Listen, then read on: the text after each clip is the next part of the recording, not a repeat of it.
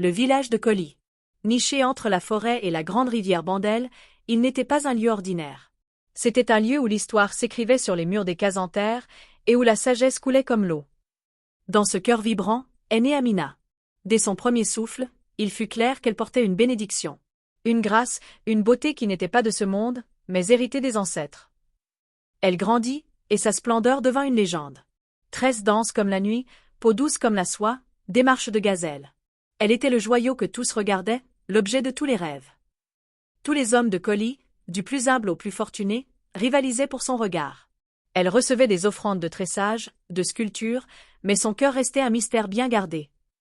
Mais Amina restait une énigme. Sa gentillesse était universelle, mais son âme, inaccessible.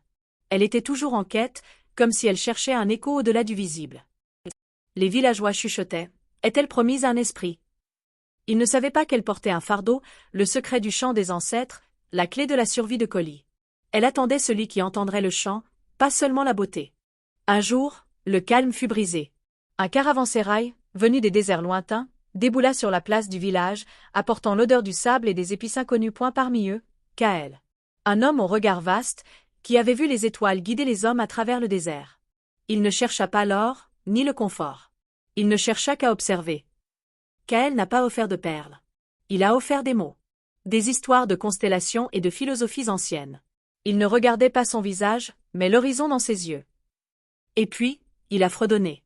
Une mélodie du désert qui semblait se mêler au rythme de Koli. Sans y penser, Amina l'a rejoint. Leur voix s'est fondue, et pour un instant, le temps s'est arrêté. Mais cette harmonie attira les ombres. Oumar, le chasseur, regardait. La jalousie était une bête qui rongeait son cœur. Son joyau était convoité par un étranger. La confrontation fut rapide, mais intense. Oumar défia la présence de Kael, au nom de la tradition et du village. Le grand ancien, Mzé Bakari, intervint. Sa sagesse était un mur, mais son inquiétude était visible. Nous manquons d'eau. Notre survie est en jeu. Si tu es si puissant, étranger, apporte la pluie. Un défi avait été lancé. Non pas un combat d'hommes, mais un combat contre la nature. Et pour Amina, le temps des secrets était terminé. Elle devait choisir, Kael, ou le destin de Koli.